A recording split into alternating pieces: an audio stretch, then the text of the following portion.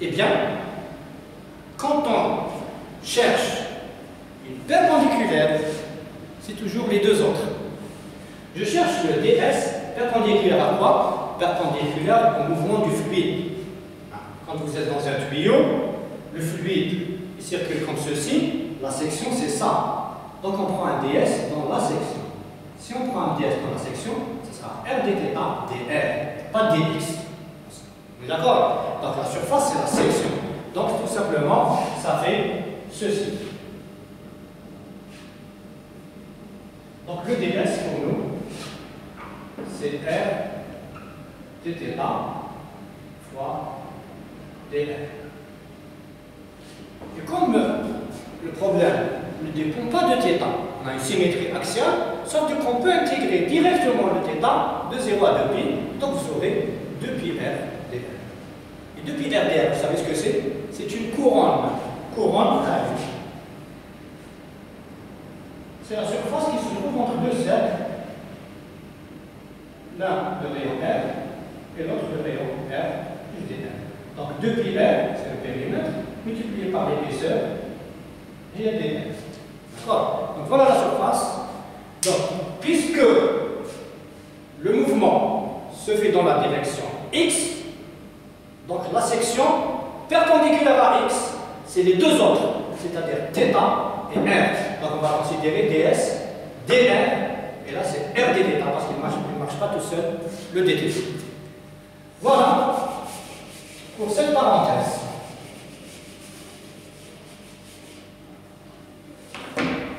Et là, S, je n'ai même pas besoin d'intégrer. L'intégrale de ds, c'est S. Et S, c'est la surface du cercle, donc pi r carré. Pi r carré, vous voulez, 0 de pi, ça fait dθ, et r dr de 0 à r. Donc r dr dθ, c'est ce qu'on vient de dire. Donc ça va faire égal à, ça c'est l'intégrale de ds, qui est égal à S. Donc vous aurez 2 pi, vous savez, r carré sur 2. Donc pi r carré, c'est bien la surface du cercle. D'accord? J'efface.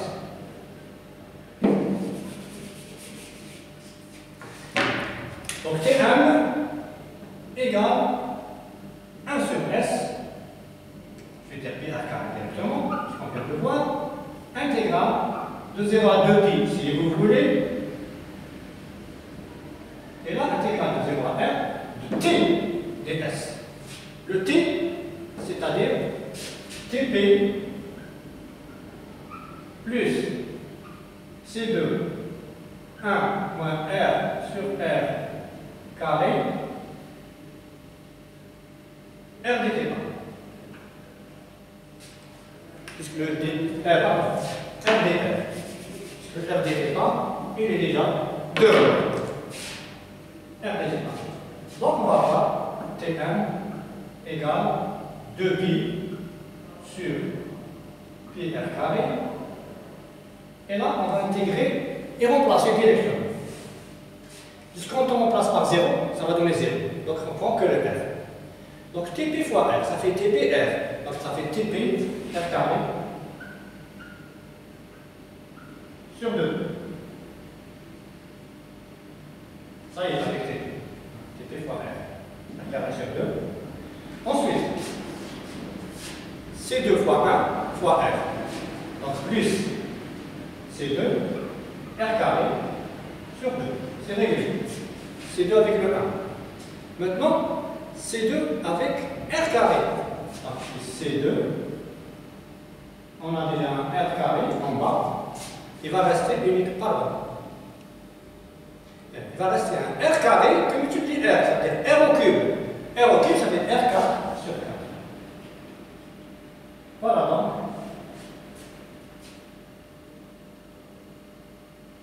Donc si vous simplifiez ici, R carré. Donc vous aurez qu'une R carré. Donc le R carré avec le R carré, donc pi avec pi, ça s'en va. Le R carré, R carré, R carré, R carré. Qu'est-ce qui va rester? Il va rester T1 égale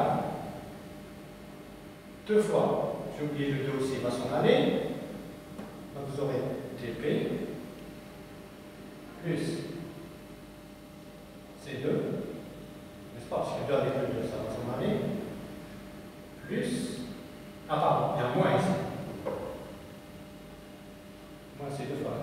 Moins 2 fois, donc c'est 2 sur 2. C'est bien ça. 2 avec 2, ça fait 1 demi. C'est ça.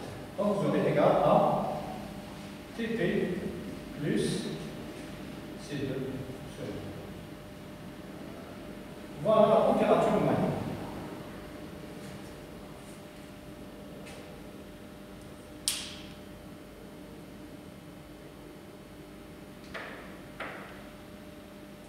TP 1, c'est bon. C2 1, c'est bon. Moins.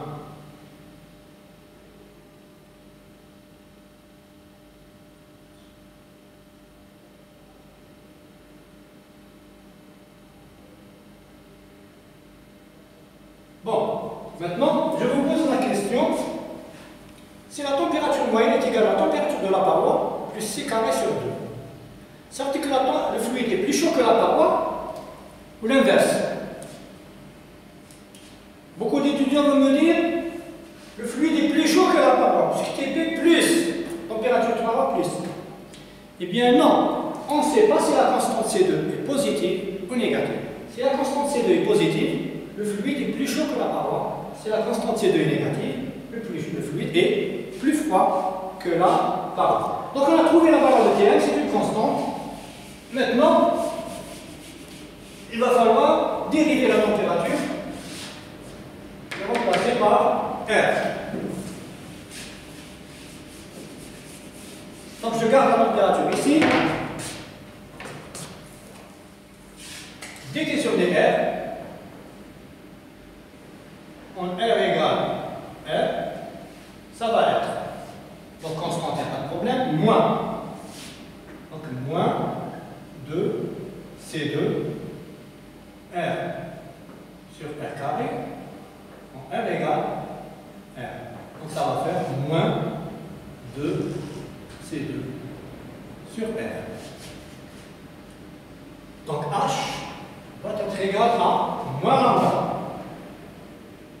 que multiplier la dérivée. Moins 2C2 sur R. Ça c'est réglé. T1 moins TP. Donc ça va être TP plus C2 sur 2 moins TP. Qu'est-ce qui va rester? Moins avec le moins, ça s'en va. C2 avec C2, ça s'en va. Ça va être 4 lambda sur R. Donc moins avec moins, ça s'en va. C'est 2, plus longtemps, ça fait 4. C2 se simplifie. C'est bien ça. Donc on revient en H. Ah, pardon, qu'est-ce que je raconte? On revient en U7. On demande U7. U7D égale HD sur lambda. Le H, c'est 4 lambda sur R de diamètre. C'est 2 fois R sur lambda. Et bien on obtient 8. Donc on obtient un nombre de U7 égal à 8. Constant. Donc pour obtenir un nombre de U7 égal à 8, donc il fallait avoir une vitesse uniforme. C'est la vitesse qui pose problème, sinon on ne trouverait pas cette valeur constante toute simple. Voilà, donc pour l'exercice 1. L'exercice 2, est-ce qu'on aura le temps? Je vais voir un petit peu si on aura du temps.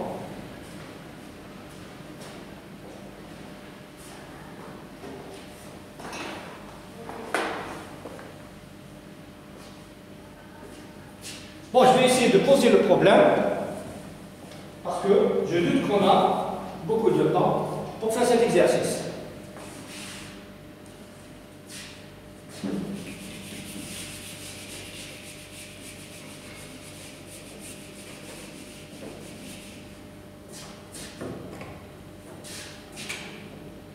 Exercice 2, série 3. Donc dans cet exercice, on a un écoulement de couette entre deux ponts parallèles.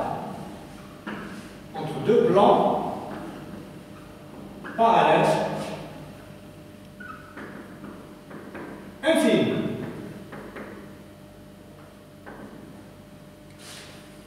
Donc deux plans parallèles, c'est comme si c'était deux feuilles très très grandes, comme ceci, qui sont espacées par une petite distance.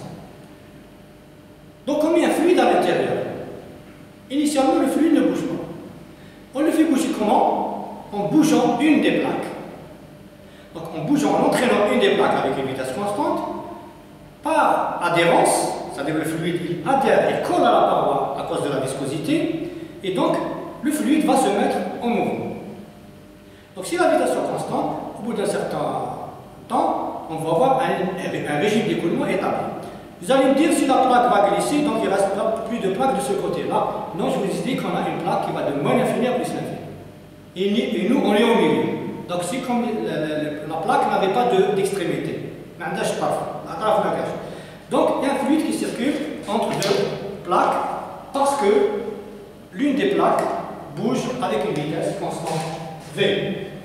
Donc voilà, une première plaque, une deuxième plaque. C'est la première, celle qui se trouve en haut, qui va bouger. Donc elle va bouger avec une vitesse V.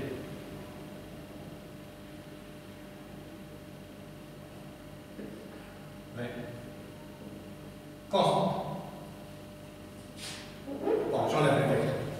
Donc ici c'est l'axe des X.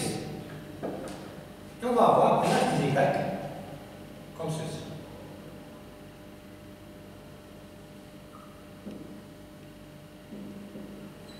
Donc, en vérité, l'origine n'est pas là. Hein, nous sommes loin de l'origine. Et l'écoulement des couettes, il peut exister entre deux cylindres. Vous avez un petit cylindre, un cylindre intérieur, et un cylindre extérieur très proche. Donc vous avez un tout petit espace dans lequel on met du fluide. Et on fait bouger le fluide extérieur, pardon, le cylindre extérieur. Donc le cylindre extérieur va se mettre à tourner, et bien le fluide va être entraîné par ce mouvement.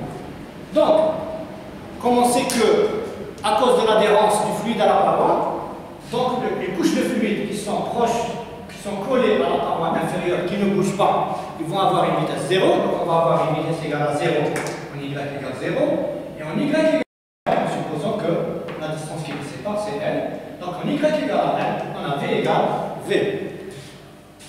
Donc je vais dire le problème rapidement. Donc considérons l'écoulement de couette entre deux plans parallèles d'un fluide incompressible. Donc ce fluide incompressible, ça veut dire ρ constant. Donc fluide incompressible, ça vous devez le savoir. Ça veut dire que ρ est constant. Et quand on a la constante, ça implique divergence de la vitesse égale 0, c'est du fluide. Le mouvement du fluide est provoqué par le déplacement de l'un des plans avec une vitesse constante V, tandis que l'autre reste fixe. Donc, celle-ci bouge, celle-ci fixe. Donc, étant donné que c'est le mouvement de la plaque qui va provoquer le mouvement du fluide. Donc, le mouvement n'est pas dû à un gradient de pression. Donc, dans cet exercice-là, vous aurez un gradient de pression égal à 0. dP sur dx ou bien dP sur dy, dP sur dy, ce que vous voulez. Donc, d'ailleurs, on ne s'intéresse pas à y parce que le mouvement du fluide se fait dans la direction x, donc on s'intéresse au gradient. Donc, ce n'est pas la pression qui pousse le fluide à bouger entre les deux plans, mais c'est le mouvement de la plaque. Donc, le gradient de pression dans cet exercice sera nul. La distance qui sépare les deux plans est L. Ce L est petit comparé aux autres dimensions. Que devient, donc première question, que devient l'équation de continuité en régime stationnaire? Donc, question 1, équation de continuité. Équation de continuité en régime stationnaire. Équation de continuité en régime stationnaire.